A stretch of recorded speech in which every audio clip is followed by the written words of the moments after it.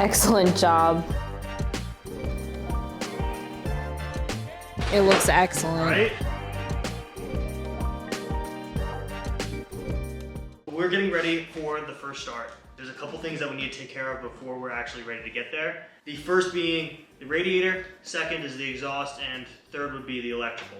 But the first and second are more important. So this is the radiator that came off the four-wheeler.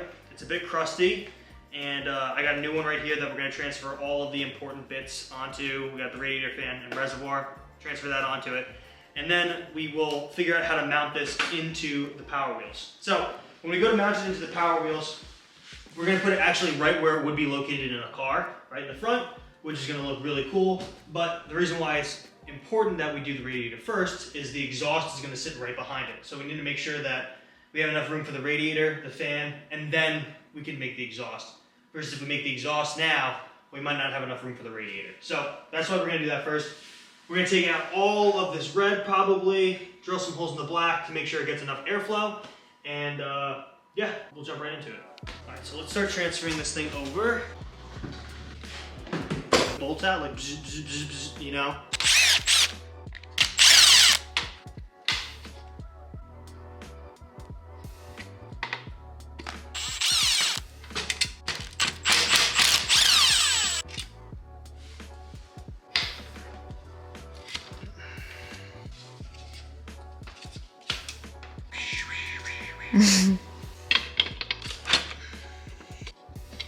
Okay, so now all of the stuff is going on to the new one?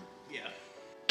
See these rubber grommets on all these mounting points? We gotta transfer this over too. These rubber grommets are actually kind of important. You wouldn't think so, but they are, because if the frame gets tweaked at all, like it bangs into a tree or someone backs into it, if your radiator gets tweaked, it's gonna start to leak. And so these rubber grommets give a little bit of play in how it's mounted, so it can sustain twists without causing leaks.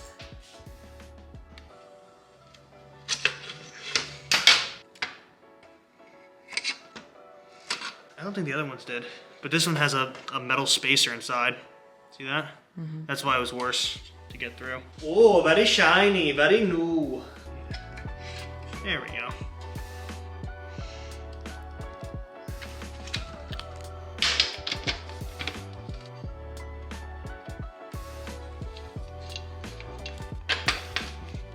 Nice and snug.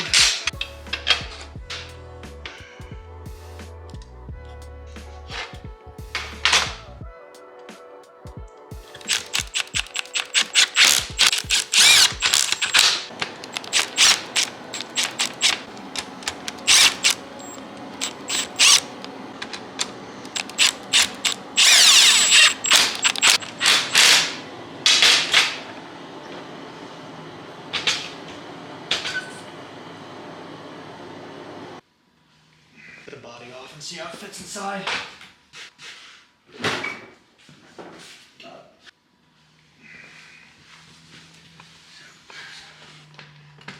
Look at how good that fits. It's like it was designed for it. I think there was a person in the Power Wheels factory who was thinking about this. I might cut some holes in the top so that the radiator cap and this nozzle stick through, so it's up a little bit higher. But yeah, that looks really good. I'm gonna take off this red part so that way I can put this body back on and I can slide the radiator up from underneath. That way I can figure out how to mount it. That really does fit perfectly. It does, right? Uh-huh.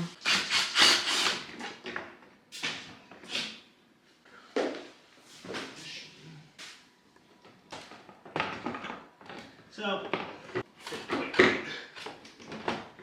let's smush it into place.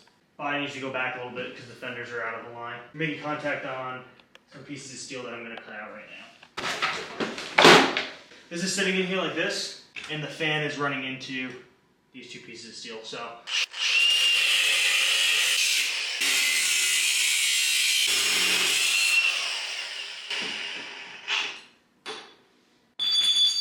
how good does the framing look on it? Like, watch when I take this off. Well, first off, it looks great with it, but... It looks excellent. Right? Yeah. It really does. Yeah, I forget the steel that the machine is made from, that the four-wheeler is made from. Smells disgusting when you cut it. Yeah, that smelled like, I don't It's even know what that smelled fucking like. terrible. That looks like it fits better. It's much better. It's got plenty of space now. That's pretty freaking cool. So now we just need to do the difficult part of figuring out where to make the brackets. And because you can't just hold this in place, it's a little bit difficult to do that. Okay. I'm debating on whether or not I want to cut this area out. I just don't want the front to be too flimsy. Well, then just nail it down.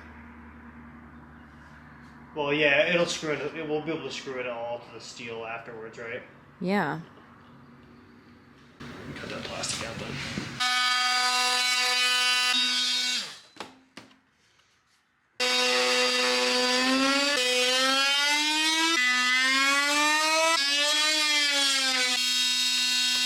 It's like this. It actually looks cooler because you could see more of the grill. Yeah. And if it sits like this, the piece of steel that's going to be mounting it will be not as much in the way. Like I said, if this is up here like that, right? Mm-hmm. Then we need to have a piece of steel that's running like this or back here to these two mounts. And then the hood doesn't sit and then flush. the hood's gonna, it's gonna sit. The hood's gonna just be gone. You know, it's like there's no point. So lower down like this. Get it as far forward as we can. Right like that. And now it's got plenty of space in here.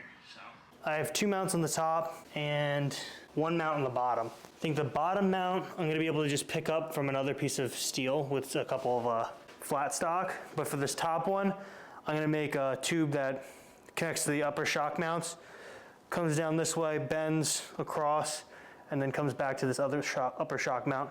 And then we'll have tabs that grab that. So measure that up real quick. I think this is gonna be really difficult now that I'm thinking about it because decent amount of tube, so I don't wanna waste a lot. And it's all pretty hidden, you know? There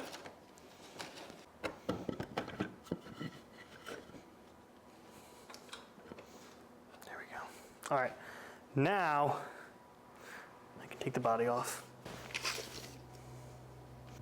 It's about a foot, 11 inches is where I want it to bend. Getting 11 inches or so. 11, 11, and 10 is 32 inches.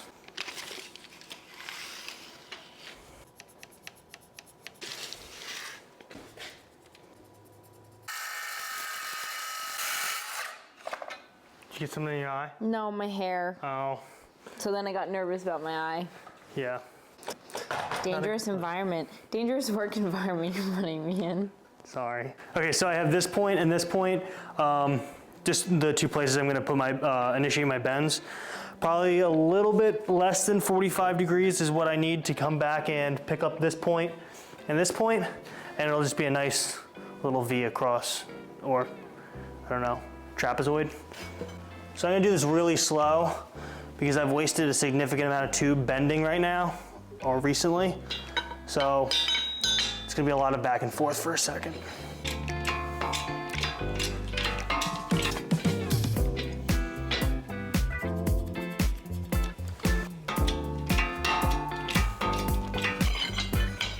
And it's very straight, which is nice. You can see there's a little bit more of a bend on this side than that, but that's fine. We'll work out those details later. We have quite a bit of degrees to go, but that's fine. And I need this side to come in more than this side. So one of the problems with this bender is if you're doing multiple bends, it's difficult to keep it in the same plane because it's such like a brute force bender.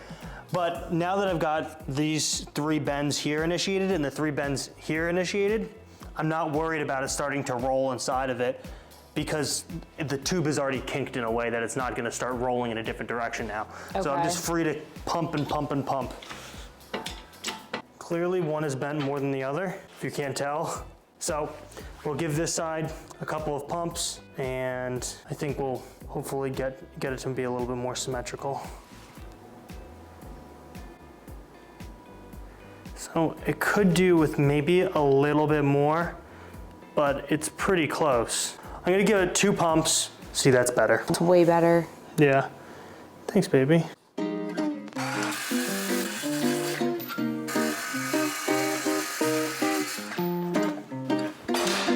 Excellent job. Yes, I'm pretty happy with that. Yeah.